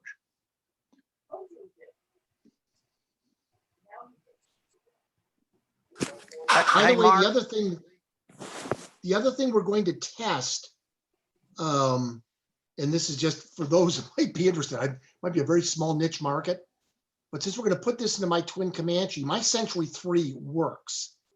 And from everything I've seen on the drawings, I think we'll be able to put the Trio in without removing the Century 3. I'll only do the test flight. If I don't have to remove it, I'm not going to remove it. I'll do the test flight, and just for the heck of it, I mean, the Trio weighs so little. If there's not a conflict, I may leave it connected, but I'll wait to see how that works, because Mark, the connect points are completely different. Yep. So obviously the Trio Autopilot, all of these autopilot systems are being developed in North America. So they're all developed using the North American ways of flying. Obviously being a European and doing the project I'm doing, which is flying around the world, is there anything that a flight like mine could do to help develop the Trio Autopilot for international markets, such as me shooting approaches in Russia and Scandinavia and more climates that maybe we're not quite used to dealing with, like the North America one? No, it'd be good publicity, but basically we were already selling in a number of South American countries, and we're selling in EASA territory. We do not have an EASA STC, but haven't run into too much difficulty getting EASA one-offs, and various countries. We just submitted to the CAA of the appropriate country, and they've been issuing one-offs. But yeah, we'll talk about them when we get this done. You're doing your around the world trip. We might be able to work out a deal for some publicity here. We would love that, because we want an autopilot anyway, because I don't fancy flying my airplane for 10 hours straight. And like I said, it's extremely light. I mean, I think the whole shooting match probably 5 pounds. It doesn't weigh anything. That's amazing. I mean, some of the autopilot systems are heavy enough that you end up changing a usable load. You know, to hear this one's so light, it, you know, especially with the lightweight other stuff we're doing, it's going to be, No, you it's know, kind of a fantastic extremely load. light. It was originally done, you know, installed in long easies and the like, and it doesn't weigh very much. You know, I'd like to ask Christopher Elgar, who flew around the world with the Aztec 30, to weigh in on this, because Chris, you've actually done it. You flew around the world. And you're muted at the moment. I'll unmute. Yep, I'm here. I'm muted. Yeah, I got the Aztec 30 in there with the Garmin 430 and the Aspen, yeah, we flew around the world, and it's like I said before, it basically did everything for us, other than it won't fly down a glide slope, won't give you the altitude, so you got to manually fly the glide slope, but it does everything else. And you flew approaches all over the world. Yep. Well, I say yes, but we did fly approaches all over the world. But like I told you before, I defy anyone to fly around the world and have the weather that we had. We fly 95% IFR, and I would say that we probably had less than 5% actual IFR weather in our whole trip. I'm going to borrow some of your luck. That included crossing the North Atlantic 3 times, so with no IFR weather. It was amazing. Bravo. We are just so happy that you made the trip. I checked the top 50, the first 50 around the world flights, and the Comanche was more represented on the first 50 around the world flights than any other type of aircraft. Is that right? It's kind of a fun thing to see. Yep. If you go look at the first 50 aircraft to fly around the world, the Comanche is, I believe it was 5 of them. Wow. And there may be some funny, you know, parameter that they're using that I don't know about that would change the whole statistics. Just like I live in a state with such a small population that if 2 COVID cases moved across the border into Vermont, we would probably change from being like last to in the middle of the pack. But, you know, statistics notwithstanding, yeah, the Comanche was more represented on those round the world lists than any other airplane. Have you ever read Sheila Scott's book? No, and I'm going to. She is more complementary to Myth 2, her Comanche, which is Golf Alpha Yankee Tango Oscar, currently sat in a museum in Scotland. She is more complimentary about that. She talks about it like it's her daughter rather than her airplane. And she says it was, she says things like it being the only airplane for the job and the best airplane in the world. She actually then went on to fly a Comanche 400 and set a bunch of speed records, and then an Aztec to go pole to pole. So she knows what she's talking about, and she always kept with Lockhaven Pipers. And who was that wrote the Lockhaven team was amazing. That was Sheila Scott. She was the founder of quite a few organizations, female flying organizations. She's one of my personal heroes, and she learned to fly at my airfield. Mark, when is the deadline for the discount? Be beginning of December when we do the submission, assuming we make the submission. Basically, we want to give the maximum discount to people that have helped us, you know, carry the expense. I have a question about the Trio Autopilot as well. My Comanche is sort of in needing of I don't know, an easier way to trim. I don't know. I'm new to the Comanche, so I don't like the screw trim on top. I know I'm gonna get all the hate from the Piper people, but you know, I'm used to electric trim because my dad's airplane had electric trim. Is there any way to, you know, have electric trim servo with the, you know, installed with the Trio Autopilot? I don't know. We don't offer that as part of the Autopilot. And I could tell you my experience, my twin Comanche is in very nice shape, but the electric trim on the Comanche as contrasted to electric trim in, I had a Cherokee 6 where it was really smooth. The Comanche always kind of hesitates. I end up using the manual more than the electric. Because it'll start and it'll go really fast. I don't know what everybody else's experience is with the electric trim that Piper built into it. But no, we don't offer that an electric trim system as part of the Autopilot. Roof mounted trim anyway. It's much more accurate than any other trim system in any other airplane I've flown.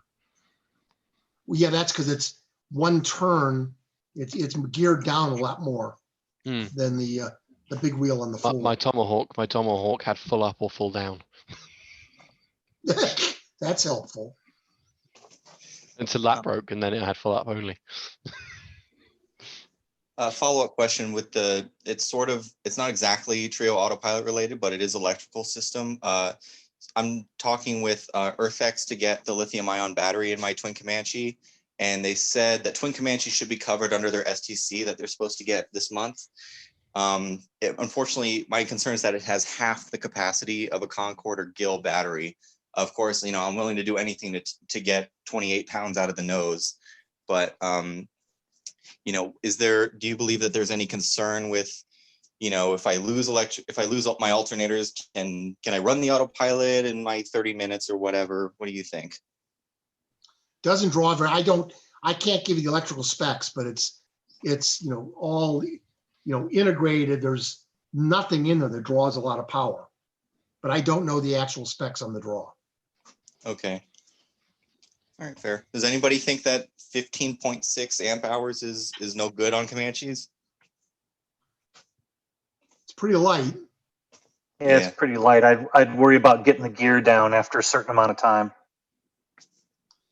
Yeah, if I were looking to save weight, you're going to do the small battery, I'd look at getting a 337 on a B and C backup alternator, those little teeny jobs. They weigh almost nothing and they put out 25 amps. I put that on my plane when I got rid of the vacuum pump when I went all electric, was a backup alternator for exactly that reason. If I lose now your single point of failure is a $25 alternator belt, Right. Yeah, no, I'm a great fan of the BNC alternator. I think it's a wonderful product. The mean time between failures measured in years or decades, I think. So an installation question about the Autopilot, is a yoke mounted disconnect switch required? Yes. No, well, yes, yeah, it is required. You gotta have an AP interrupt.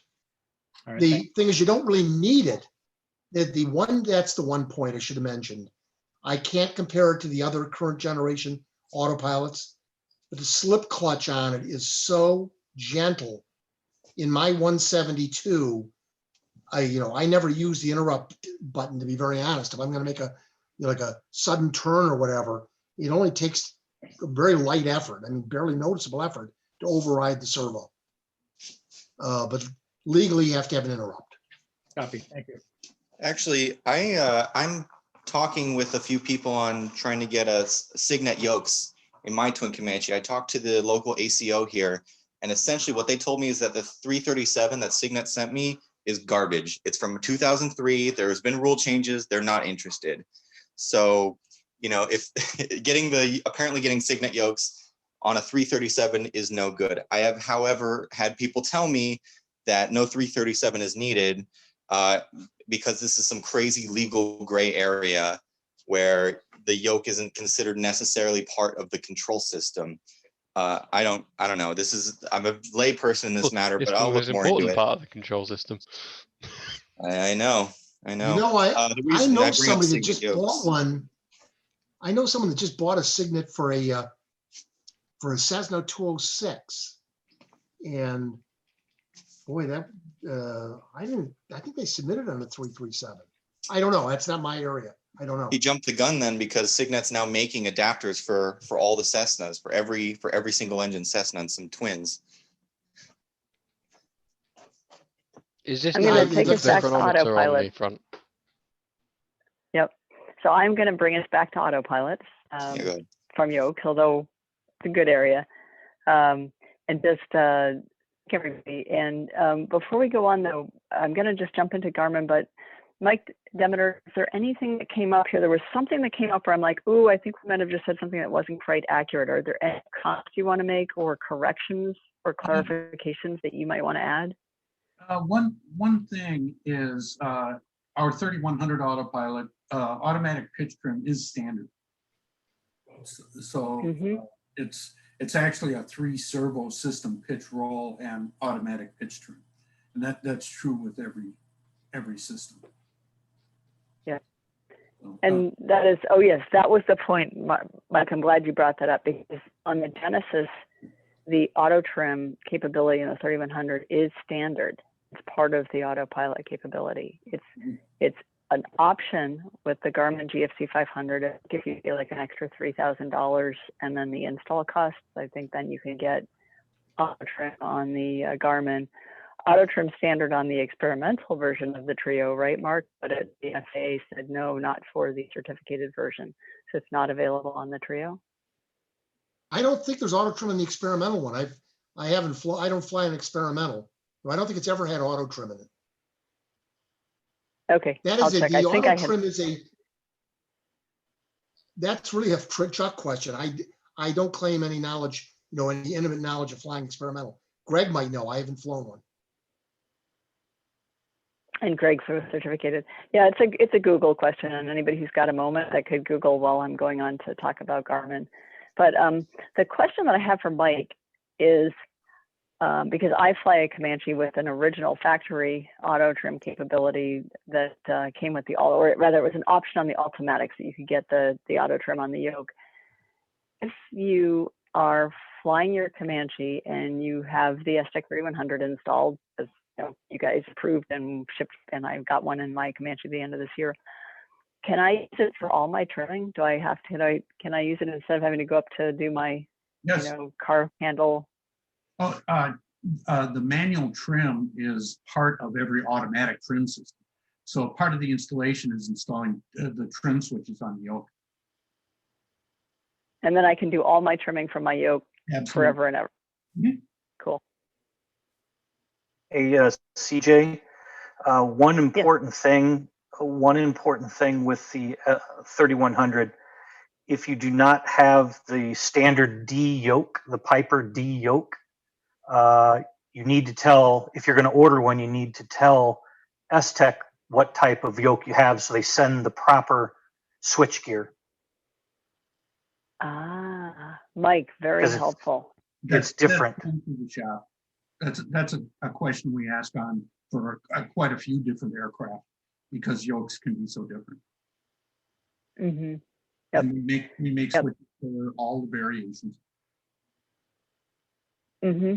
And I know a number of owners of Comanches with the earlier yokes, which have the box yokes, especially gentlemen with larger hands, have switched to the Ramsform yokes. That is an available change you can make. Well, cool. Thank you, everybody. So I'm going to jump into Garmin really quickly. They're unfortunately, but they are still proceeding. So we had this quick discussion earlier, and so I'm kind of going to rush this. CJ, I have to excuse myself, so I'm going to sign off here, okay? Mark, thanks so much for being here and for the information. Great. Mark, you wanted to reach out to me as well. Do you want to throw your number into the direct message so I can give you a call tomorrow or Saturday? Yep. Or actually, Adam message me and I can. So go ahead. I can, if you'd like, Mark. If you want, I can relay for you. Yeah, go ahead and relay it. Yeah, I've got to go. Today is income tax submission day, and I got lots to do here. Thank you for being there. Yeah, unfortunately, today's tax day. The presidential debates are happening, and so lots of stuff going on. So Garmin, GFC 500. Garmin initially had made a commitment to do the later 250s and all the 260s, and now investigating all the 250s and 180s for inclusion. So that is a change on Garmin's part. We're very excited to hear that, and that's actually really, really new news. So the commitment is still to do the later 250s and all the 260s, not the 400s, not the 180s, and not the early 250s. So there is a possibility they're looking into these other aircraft. They do have their test Comanche selected. It's verified in rig and it's verified in annual and airworthy. They said their install is delayed due to some of the COVID stuff, and they're now projecting their test install to happen in Q1 of 21. Their price, their list price is $7,000 for head servos and install kit. However, Garmin does require that you install a G5 or a G275, and that is not included in your original install kit. So I checked with some installers on people who are doing like Mooney's and Cessna 182 retracts to try to get kind of a more apples to apples sense as to what the total cost would be.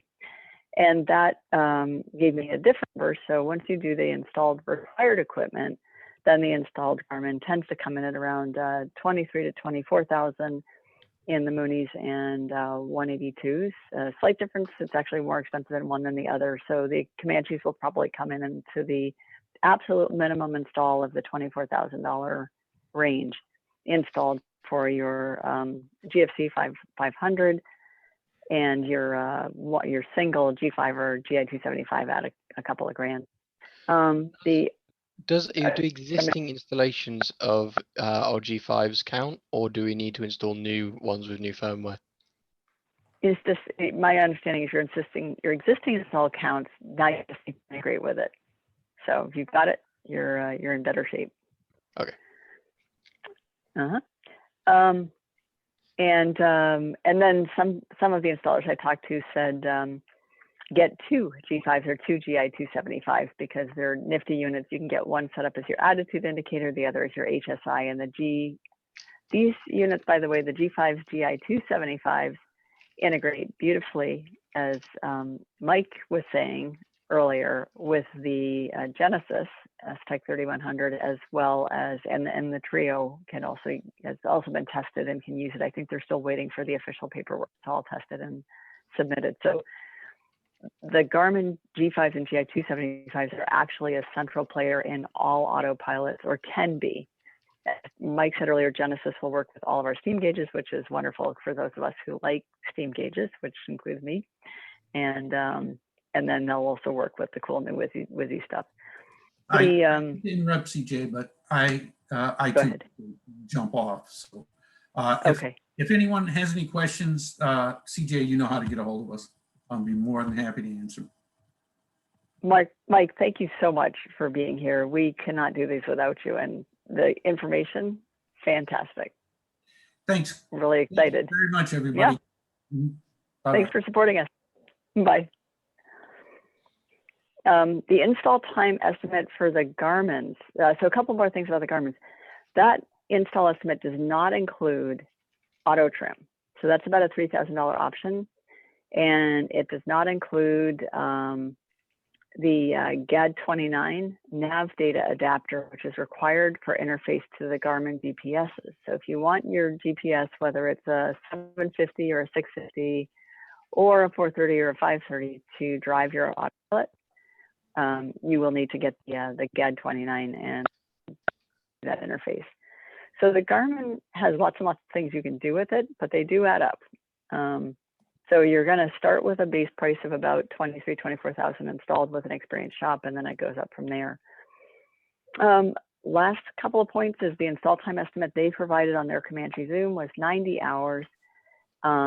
It looks like that's probably pretty realistic. The Moonies have been reporting hires. The Comanches may be similar, but in general, when I talked to experienced installers, they said we're seeing for the basic install of the Garmins without the interfaces to the like the 650, 750s, about 28,000. So very close to a full featured Genesis. And then to add additional features, it looks like that may bring them to slightly more than the Genesis installed, but with beautiful interaction with your other Garmin equipment. So kind of a classic Garmin proposition.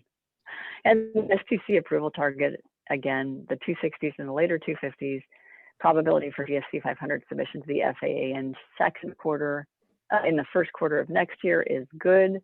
By the second quarter of next year is very good. And the other surprise new news is the possible reconsideration of the 180s and the 250s.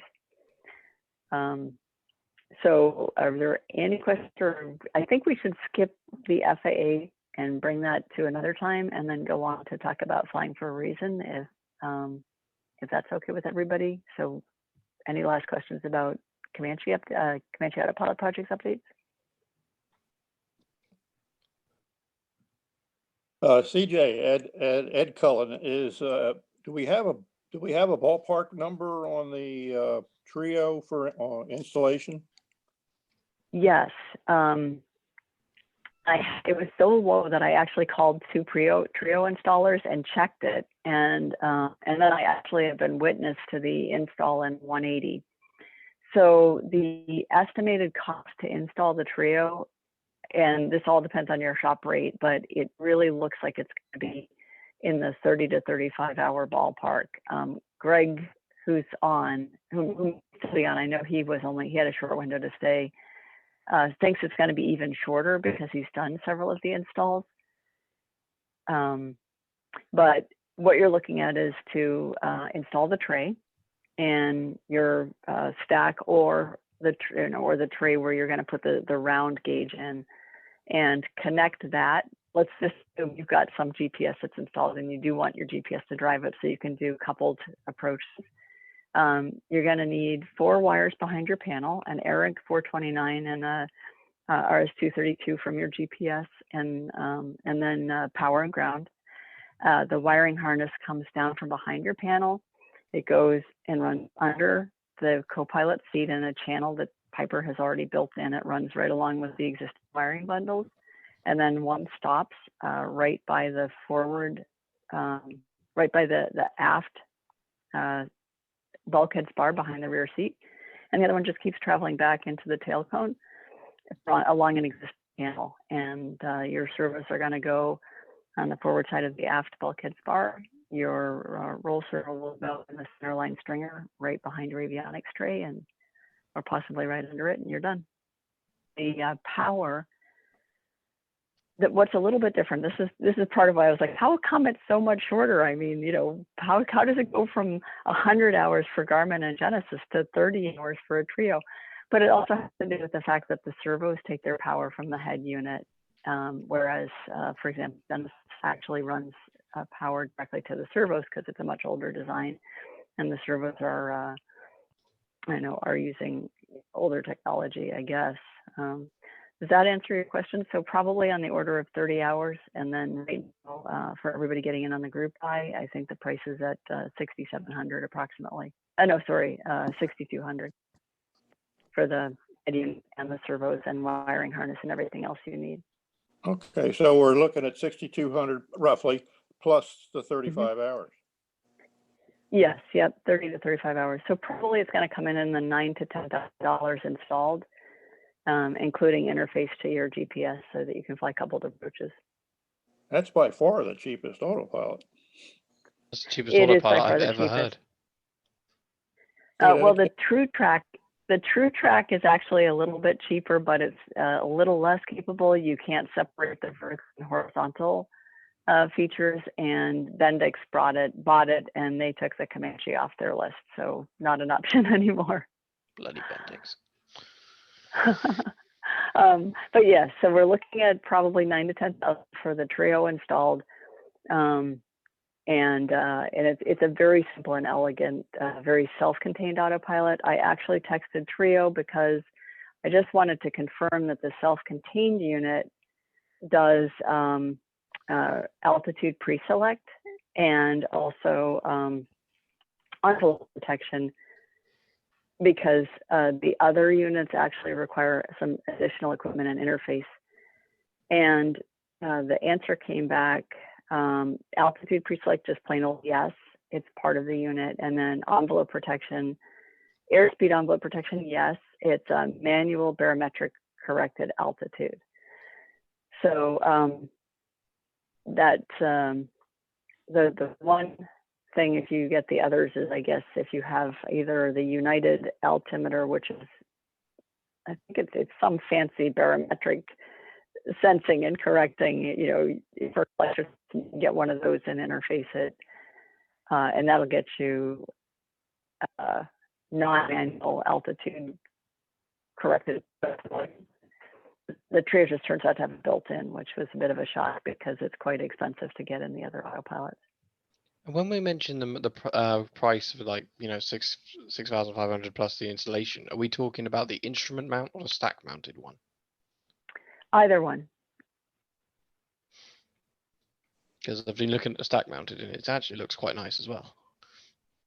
Oh yes, they're both very attractive units. And they have the same capabilities. The round one was, I think, the original one done for the experimental market. And because many experimentals didn't even have a turn-in bank necessarily built in, they actually have one included in the round-mounted unit. So you end up with a spare turn-in bank for your Comanche. Oh yeah, at the bottom, I see. Yep. With that though, I really, the Flying for a Reason charitable flying is an amazing area. So I'm just gonna do last call for any questions. Glenn Pagano, unfortunately, who's a huge advocate of pilots and pause, just texted me that he had to bail because we ran a bit over. And he's got a 5 a.m. departure in the morning, but any other autopilot I think questions we called. or I comments? think we called my one off as well because of the timing as well. I have a quick question regarding the Aztec 3100. I was a little late to the party, and I was wondering when they are expecting to ship those. Oh, great news! They are well into test flying, and they're actually expecting to get the request into the FAA and probably get the approval in weeks.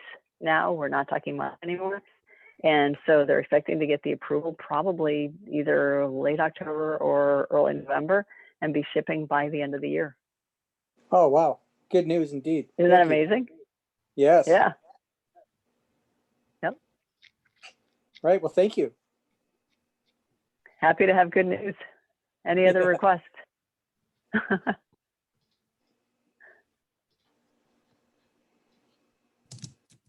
All righty. And I think a better solution. So Pete, I'm just looking at a couple of texts I've just gotten. It looks like Bill had to depart, who was going to talk about not Civil Air Patrol, but Coast Guard Auxiliary. Yes. And Bill, are you able to stay and talk about that? Or did we have to lose you? It's 9:02 here on the East Coast, and we usually try and stop around 9. So your brief comments about the autopilot have been a little less than brief. I'm thinking we're going to go missed. We're going to reschedule this for another time. Adam is available to come back and talk about his around the world. I'm available to talk about Angel Flight. The guys that were going to talk about pause have left, and they will be available. And I'm sure Bill will be able to talk about the Coast Guard Auxiliary. There are other people also who are Comanche flyers that do Coast Guard Auxiliary. So we have a whole new topic ready to go on another time. And I get to go get this thing ready for the view, on the web, and maybe get home tonight. Chris Elgar, would you be able to come back and speak along with Adam on the around the world portions of Flying for a Reason, Flying for Charitable Causes? Oh yeah, absolutely. Yeah. I appreciate that because I've had a nice chat with Chris about going around the world, and he's been giving more advice than like I could ever know what to do with. Yep. And I first met Chris when he was in the process of finishing his first well, you guys went 1.5 times around the world because you stopped one part in Toronto and then back to Scotland. Yeah, you saw us at Oshkosh. I did. Well, I did. We had a wonderful dinner. He's convinced dinner. me on the pros of a Comanche 180. I love the 180. I didn't expect to fall in love with the 180, and I must say I'm with Chris. I'm a huge fan. I've just been offered a Comanche 180 called do you know the one I briefly posted up in the Comanche chat, that horrendous paint scheme, the orange and white that's just a straight line. Yeah, I've just been offered that for $8,000. Adam, you are dancing with all the girls at the party. I know that's a sexist thing to say, and I'm probably the only one who can say it because I'm female. Yeah, so if anyone wants a cheap Comanche, I'm your guy. I've got 30. All right. Well, I think Pete is right. I apologize to everybody, but I do think the topics that we didn't get to are so important. So I will just say briefly that the FAA Wings information, Dave Strasberg will be coming back and talking about that whole thing. The critical reason to be here for that is, if you're a pilot, you can do your BFR in very short order using the FAA Wings program. And moreover, you will start to establish an online safety record, and you can send a link to it to your insurance company. And as insurance market gets a little bit crazy, being able to just add that one thing saying, hey, I'm forwarding you my FAA Wings safety record and all my flight credits and all of my ground credits. You can see that I am doing more than what's required. I'm not just one of those pilots that's just doing the minimum. And there's starting to be a sense that may help them making insurance decisions, either going to bat for lower rates or just writing you insurance in the first place. And then for CFIs, they changed the regs, and CFIs now have to renew. And that means you either have to do a 20-hour online course, or you have to send 5 students who pass their check rides the first time every 24 months. Or you can do Wings credit, and as long as you do 5 different students, 3 credits each, you're done. You're renewed. So Dave Strasberg will explain how that works and how to put your own customized program together. And we'll do a little bit of a discussion about putting together a customized wing program that specifically addresses the issues that Comanche pilots keep coming up with that showed up in the NTSB statistics. And then also just, we talk to hundreds of Comanche pilots, and so we hear from you and we have a list. And then Pete's already overviewed a little bit flying for a reason. Right. I think at this point, I would like to leave the meeting so I can start taking care of the video. Right now, Robert is a co-host, so he is able to leave the meeting open if he can stick around, and you guys won't have to disappear. Is that going to work for you, Robert? Yeah, I can hang around for a little while. It's 9 o'clock. I'd really like to close it out at 9:30 so I can get some sleep tonight. Okay, well, if I close it out now, then I will be home by 10. That's pretty cool. Oh. All right, so good night, everybody. We will do this flying for thanks, a Pete. reason again, and we'll definitely get everybody involved that was going to be there tonight. So good night. Well, let me know when you're going to do that, because I'm going to have to close out now as well at 9. So Okay, it's Chris Alger here. it'll be up on the website and in the invitations. It'll go out. Super. We'll be in touch. I'm leaving. Yep, and the meeting's staying open if people just want to hang or fly and chat.